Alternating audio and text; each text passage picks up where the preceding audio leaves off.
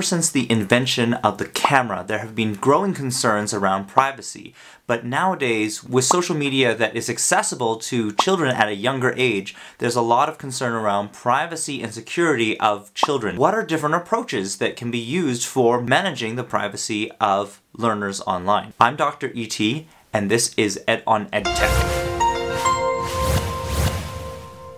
The Office of the Director of National Intelligence advocates a banning type approach.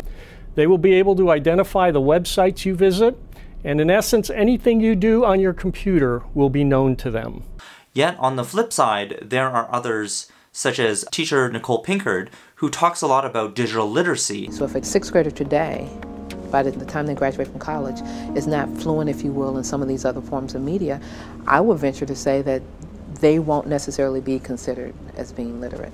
If a employer wants to hire somebody, they often look at their LinkedIn profile. So not having any LinkedIn profile often puts you at a disadvantage for getting a job. If you tend to have no information on social media whatsoever about you, generally the little information that exists about you on the internet tends to be true and tends to tell a lot about you. Computers are amazing at searching and finding information, but they are extremely terrible at critical thinking. They have a hard time knowing between what is fake and what is real. Is this person really your friend, or is this person somebody who's trying to get information from you or change your opinion in some way? For better or worse, it seems that a counterintelligence strategy seems to be the most effective. So people who have information about them, maybe it's not all true information about who you are as an individual. Maybe some of that personal information isn't correct. You know, some of the addresses or some of the phone numbers that you put on are not correct phone numbers. The age of 13 is very special,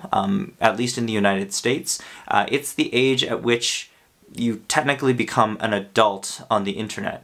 That is, you can make your own decisions with respect to your data and where that goes. It's kind of like your internet bar mitzvah, where they have a big celebration, they invite you to join all of these social media act, and it's kind of like your Miranda rights. Like anything you say or do online can and will be used against you for the rest of your lives.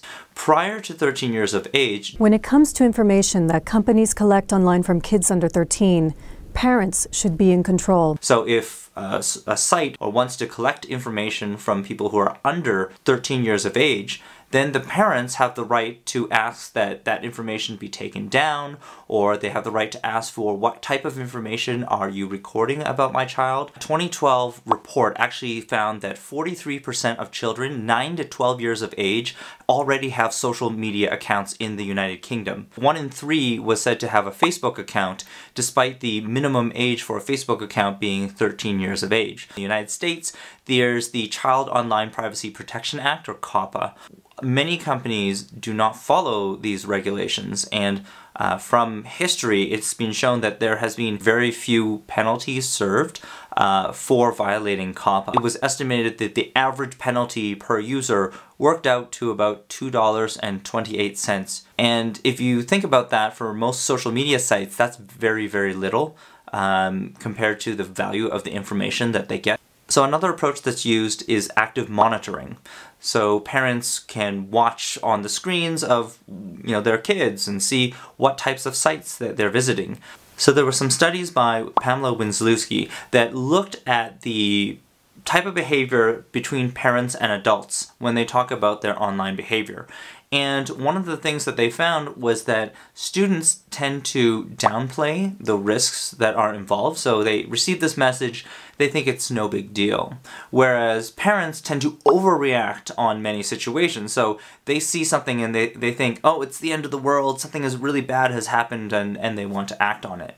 And so as a result, the behavior that tends to happen is children just don't end up telling their parents about a lot of the stuff that happens online because they're just worried that they're going to freak out. It's very important not to make the child regret coming to you.